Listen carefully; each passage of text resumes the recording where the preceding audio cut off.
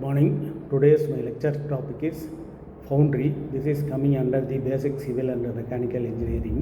Actually, if you given the definition for foundry is a manufacturing facility where metals are melted and poured into molds to produce castings of desired shapes and sizes.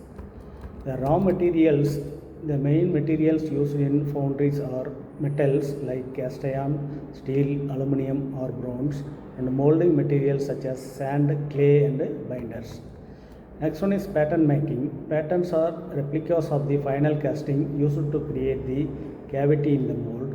They are usually made from wood, metal or plastic. Next one is molding. The process of preparing the mold cavity using pattern and molding sand. It includes scope, top part and bottom part sections. Next one is core making. Cores are used to form hollow sections or internal cavities in castings. They are made from core sand mixed with binders. Melting. Metals are melted in furnaces such as cupola, induction or crucible furnaces depending on the metal type and quantity. Pouring. The molten metal is carefully poured into the prepared mold through a gating system to fill the cavity.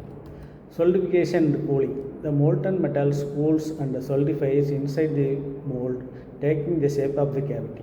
Cooling rate affects the grain structure and properties. Shakeout and cleaning. Once solidified, the mold is broken and the casting is cleaned by removing sand, gates, risers and other impurities. Inspection and finishing.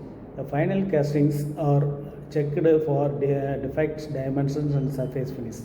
Defective castings are either reworked or remelted for use. Next one is based on type of metal cast. The foundries are classified as ferrous foundries, non-ferrous foundries. Ferrous foundries include casting iron and steel. Non-ferrous foundries include casting aluminum, copper, bronze, zinc, etc. Ferrous foundries. These foundries deal with the ferrous metals such as cast iron, ductile iron and steel. Example, iron foundries and steel foundries.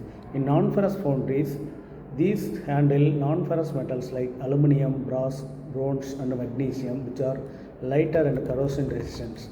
Based on production type, the jobbing foundry produces small quantities or custom castings as per customers' requirements suitable for repair or procurement.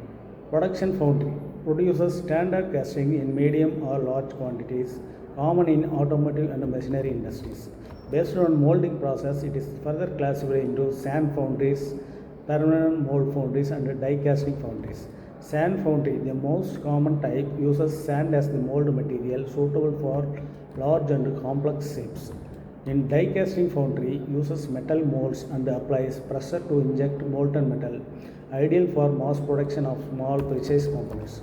Investing casting or precision foundry produces high accuracy, fine surfaced castings using wax patterns and ceramic molds used in aerospace and jewelry industries. Next one is the important topic is pattern making. Here the process starts with creating a pattern which is the exact replica of the part of the cast. It is used to make the cavity in the mold. Molding. Molding involves preparing the mold cavity using sand and the pattern. It consists of two parts.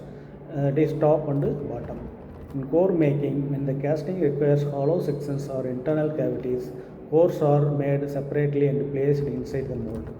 Mold assembly. The mold halves are assembled and cores are positioned properly. The gating and the riser system are also fixed to allow smooth and metal flow.